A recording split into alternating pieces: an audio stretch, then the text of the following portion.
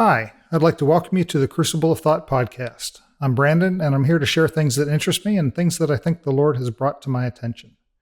This is episode number 122, and it's titled, A New Look at Empathy. 3 years ago, I wrote a blog piece about empathy. This issue seems to be arising again in the popular discussion, as it seems to do cyclically on social media. Given that I'm 3 years further along my journey of rethinking faith and politics, my understanding of this topic has deepened and hopefully matured, and it seemed reasonable to revisit the topic. If you haven't read that earlier blog post, I would recommend starting there. I don't disagree with anything I wrote 3 years ago, which is actually a bit surprising to me. But there's some new information, maybe some nuance that I can add to what I wrote in 2021. And this analysis comes with a specific call to action. To summarize my former article as I begin, I was mourning the fact that conservative Christians were decrying empathy as a sin, and I made the counter case that empathy was deeply lacking in many Christian circles. What I've found now while researching empathy is that our political views often are strongly biased by our inherent empathy. But it's not as simple as some claim that conservatives lack empathy while liberals have too much. Rather, it seems that almost everyone has empathy. Their politics become a matter of how people allow their empathy to operate and on behalf of which humans and groups. So with that summary, let's get into it. Now, before I start, I'll be reading from lots of papers and studies, and if you want to read these yourself, you can visit my blog where all the quotes are linked. I'll readily admit here at the outset that I'm not a psychologist. I'm an engineer, and I tend to approach things very rationally from a cause and effect, mechanical, rule-based standpoint. But because of that training and experience, I want to understand why things work. So I've approached this topic from that perspective. What's going on, why, and what we can learn from the information. Now, at the core, empathy is about the ability to sense or perceive other people's internal responses to situations. In short, identifying with their emotions. Rather than starting with a simplistic dictionary definition, let's review some quotes from various scholarly papers about empathy. So, the concept of empathy was first introduced by aestheticians in the mid-19th century. They used the German word Einfühlung to describe the emotional knowing of a work of art from within, by feeling an emotional resonance with the work of art. At the end of the 19th century, the psychologist Theodor Lipps expanded this concept to mean feeling one's way into the experience of another, by theorizing that inner imitations of the actions of others played a critical role in eliciting empathy. A novel study showed that the expression, "I feel your pain," is much more than just a figure of speech. 16 female volunteers had brain scans performed while they received painful electric shocks to their hands. While they received the shocks, a well-defined pain matrix was activated in their brains. Afterward, they received a signal that their spouses were receiving similar shocks. This activated a similar, but not entire, pain matrix in the female's brains. Empathy is a factor that draws individuals to helping professions, and it plays a critical role in understanding the nuances of others' experiences. Empathy is a complex capability enabling individuals to understand and feel the emotional states of others, resulting in compassionate behavior. Empathy requires cognitive, emotional, behavioral, and moral capacities to understand and respond to the suffering of others. Compassion is a tender response to the perception of another's suffering. Compassion cannot exist without empathy, as they are part of the same perception and response continuum that moves human beings from observation to action. So, obviously, empathy plays a large role as the glue in our societal fabrics, giving people a reason to care about how others around them feel. If we are to move in the direction of a more empathetic society and a more compassionate world, it is clear that working to enhance our native capacities to empathize is critical to strengthening individual, community, national, and international bonds. As the Dalai Lama so succinctly stated, love and compassion are necessities, not luxuries. Without them, humanity cannot survive. So a societal breakdown in empathy can have devastating consequences. Dave Grossman's 2014 book, quote, On Killing, discusses how military training deliberately conditions soldiers to suppress their sense of empathy, making it easier to kill fellow humans. And the review of the book goes on to note that contemporary civilian society, particularly media, replicates the Army's conditioning techniques and, Grossman argues, is responsible for the rising rate of murder and violence, especially among the young. Now, I'd go further and say that the push in conservative religious and political movements to talk down the value of empathy is the source for a lot of the fascist, controlling, legalistic discussion on the right wing these days. It allows people to dispassionately consider abusing others in all sorts of ways with no regard for their human responses to being abused. One might even say it's attempting to create a society of sociopaths, although without realizing that's what it's doing. There are two important concepts to establish at the outset here. First, the amount and the kind of empathy that we have naturally varies widely from person to person, and it's a function of brain morphology. The anterior insula is a large contributor to empathy because it's involved with processing our own body's sensations, and this region of the brain is activated by seeing other people's experiences and then comparing them to our own. The anterior cingulate cortex is the part of the brain that integrates emotional and cognitive information, so it ties our rational thought together with our emotional responses. And the temporoparietal junction is associated with perspective taking, allowing us to abstract ourselves from our experiences, but also to recognize others' perspectives. So all three of these regions of the brain working together when we experience a situation create a set of internal sensations that we experience as an empathetic response. Second, there are two key types of empathy: emotional, also called affective empathy, and cognitive, also called perspective-taking empathy. Emotional empathy lets us directly experience others' emotional or physical responses ourselves. It results in an internal emotional response similar to that being experienced by another person or group of people. Cognitive empathy lets us rationally assess other situations in light of their experiences. This results in an intellectual understanding of their emotional responses. So right away we can see that empathy is a much bigger, more complex topic than simply feeling someone else's pain. And given its deep ties to brain structure and processing, it should be clear that there are many aspects of empathy that are both inherent and unique to each human. However, as with any other brain activity, it can also be learned. So empathetic responses can be either strengthened or weakened over time, and this ability for the brain to reshape its responses is called neuroplasticity.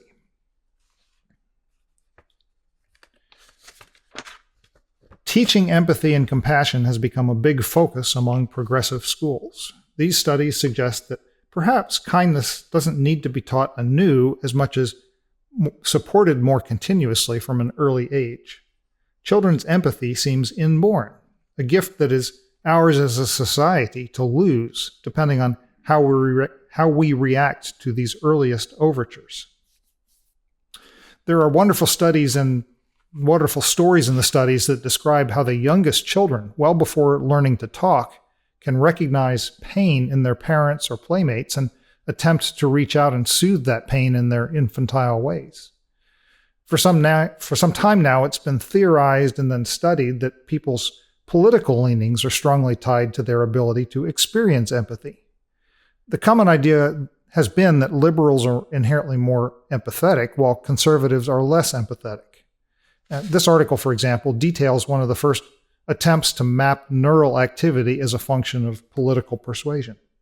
It says, "We recorded oscillatory neural activity using magnetoencephalography, while 55 participants completed a well-validated neuroimaging paradigm for empathy to vicarious suffering. The findings revealed a typical rhythmic alpha band empathy response in the temporal parietal junction. This neural empathy response was significantly stronger in the leftist than in the rightist group. In addition to this dichotomous division, the neural response was parametrically associated with both self-reported political inclination and right-wing ideological values. This is the first study to reveal an asymmetry in the neural empathy response as a function of political ideology. And other studies suggested similar trends. A survey-based study found that, on average, liberals versus conservatives had more tendency to feel empathy and felt more empathy towards others, and, quote, they had more willingness to help others. This result was in line with a study that, quote, found a higher desire in leftists versus rightists to support humanitarian policies. Another study is found to, quote, convincingly argue that stronger empathetic insight motivates people to support egalitarian policies and contribute towards improving the welfare of others. But beyond the survey-based studies, a 2023 study in Finland using brain imaging under specific empathy-inducing situations showed a very clear difference in brain response between leftists or liberals and rightists or conservatives. And it, quote, supports the observation that leftists versus rightists might respond more empathetically to others' suffering. A 2022 American study published in Discover Social Science and Health showed that, quote, political conservatism is associated with riskier pandemic lifestyles. We also find that this association is partially mediated by lower levels of empathy, higher levels of authoritarian beliefs, and lower levels of perceived pandemic threat. And as Salon magazine noted in reporting on this article, quote, the idea that conservatives are inherently less empathetic feels like a case that easily builds itself. You mean to say that the people who brought you your feelings might not care about your feelings? That checks out. Plenty of research into the phenomenon in the last few years seems to back that up. A 2018 study published in the Personality and Social Psychology Bulletin asked, are liberals and conservatives equally motivated to feel empathy towards others? And concluded that, on average and across samples, liberals wanted to feel more empathy and experienced more empathy than conservatives did. However, this common and widely touted idea of liberal/empathetic versus conservative/unempathetic has proven to be too simplistic upon deeper study. With the complexities of both the brain's neural processing of emotions and the two types of empathy, plus the human brain's neuroplasticity, such a simplistic assessment is insufficient to explain the two main branches of politics. After all, many people cross the aisle and switch between parties. It turns out that empathetic responses in our brains are specifically limited, probably for our own emotional safety. And it says, this is the first neuroimaging study to demonstrate that we actually do feel the pain of others, but only in an attenuated form. Attenuation makes it possible to empathize, but not become overwhelmed with another's personal distress. Our own distress would likely render us less helpful. Indeed, there is a balance between empathy leading to helping or distancing behaviors due to personal distress. And also, who we empathetically identify with has been found to depend on who they are. It says a cardinal feature of empathy is that it usually helps connect people to others. Because of the evolutionary development of this brain-based capacity, effective empathy or emotional sharing most easily occurs among members of the same tribe. Individuals who have the most empathy for others who look or act like them, for others who have suffered in a similar way, or for those who share a common goal. We see these biases play out repeatedly in communities, schools, sports teams, and religious communities. The truth of the matter is that empathy is not always an equal opportunity benefactor. Because of this evolutionary bias, cognitive empathy must play a role when a lack of emotional empathy exists because of racial, ethnic, religious, or physical differences. Important research on empathy and altruism has demonstrated that enhancing perspective taking, the capacity to see a person's situation from his or her point of view, coupled with enhanced value being placed on the welfare of those who are unfamiliar, can override bias. And, Quote, in an interesting study, Batson explored the relationship of perspective taking to valuing a person who is in need. Perspective taking is a well-known precursor to empathetic concern. In the first experiment, both perspective taking and valuing were variables, and each increased empathetic concern independently. In the second experiment, valuing the person in need was the only independent variable. Interestingly, increases in valuing the other person increased perspective taking and also increased empathetic concern, which in turn increased helping. We can conclude from these experiments that valuing a person in need is an important and largely overlooked variable and precursor of feeling empathy for that person.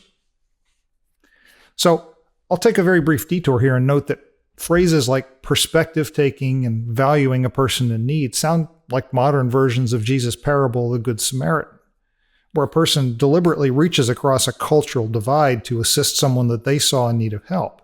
And it comports with the general gospel emphasis on taking the good news far beyond our own borders of comfort and tribe.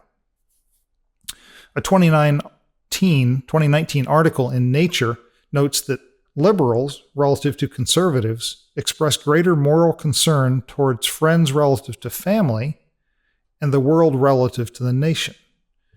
In 2006, then Democratic Senator Barack Obama bemoaned this country's, quote, empathy deficit, telling college graduates, I hope you choose to broaden and not contract your ambit of concern.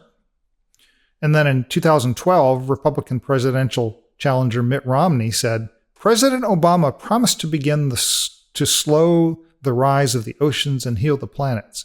My promise is to help you and your family. So the distinction between Obama and Romney captures the distinct worldviews of the American political liberals and conservatives, respectively. Romney prioritized the family unit, where Obama highlighted the planet broadly. And this difference in parochialism versus universalism became exacerbated during the 2016 presidential election, with one article noting, quote, Trump versus Hillary is nationalism versus globalism 2016, contrasting the more parochial Republican candidate with the more universalist Democratic candidate.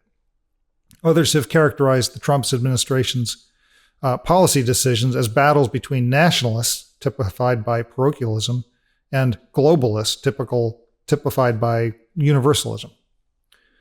Penn State psychologist C. Darrell Cameron's 2013 article titled, Can You Run Out of Empathy?, discusses an article by Paul Bloom in the New Yorker magazine arguing that empathy is a bad thing, leading people to make poor social and political decisions based on feelings instead of facts, partly because it's impossible to care for large enough numbers of people to make a necessary difference, and because the amount of empathy we each have is limited, and thus wasting it on outgroup people takes it away from our own social and family groups.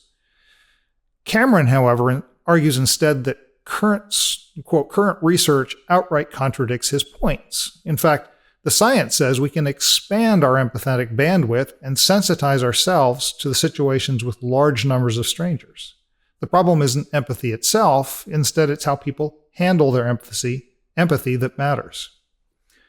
And in particular, Cameron argues, based on his own department's research, that any lack of empathy is self-selected. People deliberately restrict their empathy in most cases due to the perceived cost of having to respond to difficult situations that are harming others. They do not believe they can do enough, or they don't have enough resources to make a difference, so they suppress their empathy and limit it to situations within their own tribe. And Cameron argues in another article that, quote, we can actually expand our compassion bandwidth without hurting ourselves. As the science of compassion develops, we can find empirically supported ways to cultivate and sustain compassion when it is needed the most. Interestingly, some studies show that conservatives are not necessarily less empathetic than liberals, but they've chosen to regulate the empathy in situations where they believe it conflicts with their preferred government policy. In the article, Compassionate Policy Support, the Interplay of Empathy and Ideology, the authors note that, quote, conservatives high in empathetic ability are less compassionate than less empathetic conservatives towards someone in need of government assistance, and less supportive of a range of government social welfare policies. This compassion gap between liberals and conservatives high in empathetic ability only occurs when a needy individual requires government, but not charitable assistance. When empathetic ability and biological principles clash, conservatives high in empathetic ability seem to suppress and excessively downregulate their compassion. In contrast, when charities provide assistance to a needy individual, conservatives high in empathetic ability have no need to suppress empathy and express greater compassion than less empathetic conservatives. So Penn State psychologist Darrell Cameron's paper in 2013, quote, Deconstructing Empathy, a Motivational Framework for the Apparent Limits of Empathy, argues that, quote, scientific and popular arguments against empathy reflect a misguided essentialism. They mistake our own choices to avoid empathy for intrinsic features of empathy itself, treating empathy as a biased emotion in dualistic conflict with reason. He goes on to say, we suggest that empathy is a rational decision even if its rationality is bounded, as in many decisions in everyday life. Empathy may only be limited if we choose to avoid pursuing empathetic goals. So, if we summarize all these concepts, what I've learned is that empathy, the ability to perceive and identify with others' emotions, has both emotional and cognitive aspects. It tends to favor the emotional aspects in liberals and cognitive aspects in conservatives, but it can be trained and adjusted, especially as people consider whether the people that they're considering worthy of their empathy and resulting compassion. So with this new awareness about empathy, I come to the point where I want to understand myself better and my own relationship with empathy. Now, in researching about empathy, one other thing that I encountered was this connection between autism and empathy.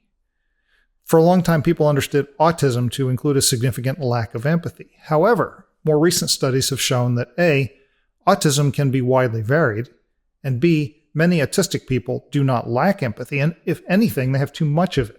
And so they compensate by walling themselves off from situations which might trigger the distressing emotions of encountering another person's emotional pain. And thus it appears to the uneducated observer as if they don't have empathy. Instead, the empathy forces them to avoid normal human interactions as a form of self-preservation. So as I said before, in particular, there are really two kinds of empathy in play: emotional and cognitive empathy, also called perspective taking. And emotional empathy is the ability to share and understand another person's emotions, while cognitive empathy is the ability to mentally understand another person's perspective or mental state. And an autistic person may have an excessive amount of emotional empathy, leading to uncontrollable and overwhelming experiences. Now, in the last few years, I've realized that I personally have some amount of autistic spectrum disorder, or ASD.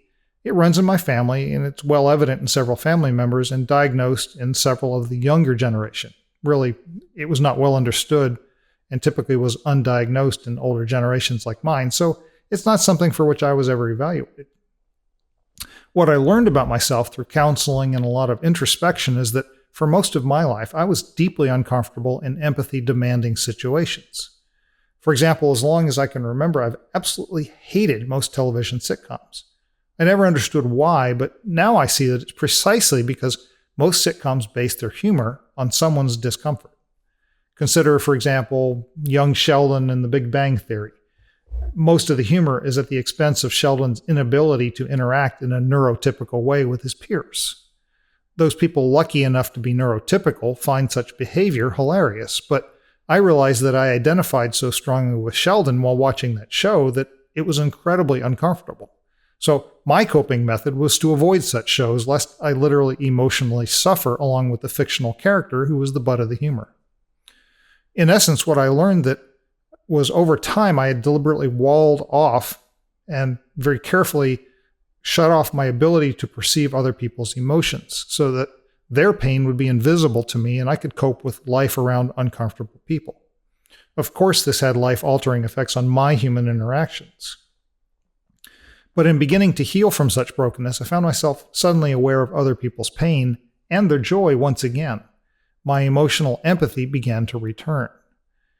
And along with it, I was forced to reconsider my social and political positions, which for years had been focused on purely intellectual assessments of how people would be affected. I was making decisions without any ability to consider how they would feel about the situation.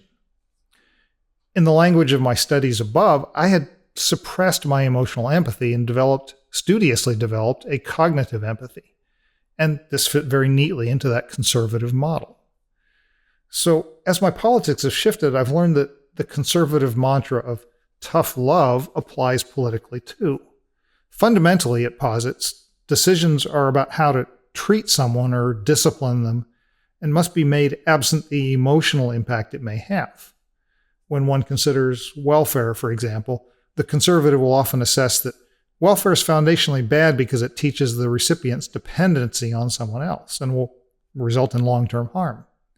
So the short-term benefits of life-giving care will lead to long-term death, in that view, and thus the overall process is harmful.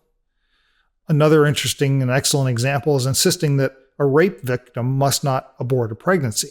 The feelings of the woman and the long-term effects of her welfare and family are totally secondary to what they perceive as a fully human child that would be murdered.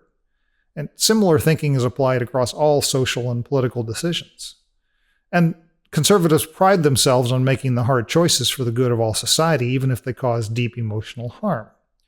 In other words, there's a cognitive empathy, but little emotional empathy is allowed to enter the discussion. Perhaps there's no clearer example of this than the signs that appeared during the 2020 Trump re-election campaign proudly proclaiming your feelings. And this slogan exploded across the right wing, found on Trump-supporting t-shirts and bumper stickers and campaign signs, and even a few billboards overlooking major highways, often accompanied by images of a raised middle finger. Songs were even written with that title. While I never would have uttered that slogan, in my Republican days, I certainly would have vibed with the idea. Feelings should never enter into policy decision-making, I would have proudly proclaimed. And this comports with the data about the more empathetic conservatives. They deliberately choose when or when not to express that empathy as compassion. So this observation about myself deeply interests me, especially when tied to my ASD tendencies and my long-suppressed emotional empathy. Because at the exact same time, one thing about myself of which I was deeply proud was that my very studied awareness of the effects of my choices on other people, at least some of my choices. My parents very carefully taught me to pay close attention to being polite. Things like holding a door for someone or hurrying across a lane in the parking lot so the driver didn't have to wait for me were very deeply ingrained into me, along with the message that consideration for other people, how they felt about my choices. And I was very aware when some people did not do those same things that I considered absolutely essential. So in some real sense, I lived a life of conflict between a dearth of emotional empathy or hidden emotional empathy and a keen and perhaps proud awareness of the cognitive aspects of empathy. So my conclusion about this matter has been that I never actually had emotional empathy for the people for whom I held the door. I was simply taught about how to think about how they might feel, but without any ability to actually perceive it. In essence, I had intentionally developed a strong cognitive empathy to make up for my near total lack of emotional empathy. So the problem with the state of affairs is that my perception of other people's emotional responses was purely my own mental projection. I made assumptions, often unfounded in reality, about how my actions would affect them, and there was absolutely no emotional sensors, no emotive sensors, no feedback loop that let me compare my mental model to what actually happened to them. And it led me to be unconsciously arrogant that I knew what was best in any given situation. As a simple example, I'm now aware that some women are actually bothered when men hold the door for them. When I first found out about that, it offended me deeply. I was more interested in my own right answer that they're just hateful feminists than in bothering to understand why they were bothered and what might be done about it. So when I finally began to heal from my lifetime history of emotional woundings and my long suppressed emotional empathy began to awaken, I found myself shaken to the core as I was forced to confront the drastic differences between my my cognitive assumptions about the effects of my political policies on people, and the emotional realities of how people were actually affected. It wasn't just about how people felt. I think a well-developed empathy gives people the ability to see much deeper into the realities of policy choices, precisely because they're not free to ignore the negative effects. When we lock ourselves out of empathy as a political tool, we're inherently free to focus only on the good effects of a policy and never really deeply consider the negative effects.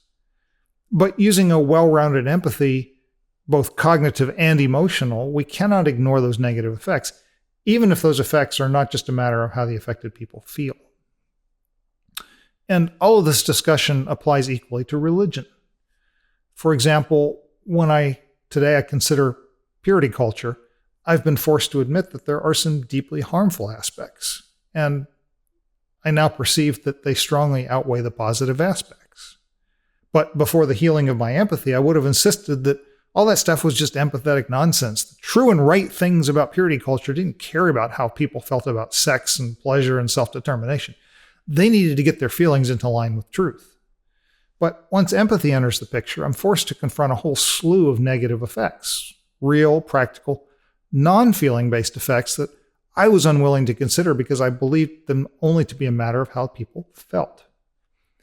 In other words, there's a significant irony that having emotional empathy let me consider non-emotional effects more thoroughly and intelligently. And the deeper into my religious upbringing that I dig, and the closer I look at conservative Christian principles, the more I see that an awful lot of that culture studiously ignores the lived experiences of people in favor of an insistence that the truth is unconcerned with anything internal to humans. They insist that truth is completely unsubjective. It's completely independent of how we feel about anything. But I don't get that sense now when I read the Bible. There are too many complexities, too many times when Bible characters make really strange decisions for their own welfare and are not criticized for it. So I have to conclude that my former lack of emotional empathy kept me from seeing the totality of the truth in the Bible. I was too determined to keep my mind abstracted from any emotional considerations. So, in a nutshell, a lack of emotional empathy, or critically, a personal and often politically driven choice to ignore our empathetic responses, walls us off from a massive portion of the real effects of our policies and doctrines on real humans who must cope with them. It prevents us from making decisions that take into account not just the intellectual mind, but the emotional soul of humans. And I don't think it's possible to make good policies or to truly understand God's heart for humans without considering the entire human being, mind and heart and soul. So let me end with a response to the refrain I've often heard periodically on social media that empathy is a sin and must be suppressed for the good of wise policymaking. Nonsense. Rather, please recognize that all of us do have empathy, both emotional and cognitive, and it will affect our policy choices. And based on everything I'm learning about empathy, we do have a choice. And that choice is who we apply that empathy to, not whether we have it. Thus, the really important thing is to consider who we perceive as our neighbor, who we view as part of our tribe. If we focus on only allowing our empathy to apply to just our immediate family and those in our faith community, we will very likely miss many opportunities to fulfill Jesus' call to spread the gospel and salvation, both spiritual and the very practical earthly kind of salvation, to the entire world, and especially among those we would ordinarily think of as our enemies, as our culture's Samaritans, aliens, and others. Based on my reading of Jesus' words, our tribe needs to include far more people than we're usually taught by our political parties and by our churches. If we want to show our world that something that is shockingly different, that makes others look at us and ask why we love so richly and freely, then the best way is to expand our sense of who's in our tribe, so that our empathy can help us identify with even more humans and spread Jesus' love that much wider. And our other choice is whether or not we train away our empathy. I'd suggest, as I noted above, that the great irony is having more emotional empathy, and a wider tribe actually improves our ability to make proper choices based on our cognitive empathy. So let's stop the nonsense of empathy is sin. It just isn't. It's a deeply valuable tool that God gave us to help us love one another more fully and more wisely. So thanks for spending some time with me today. We'll talk again soon.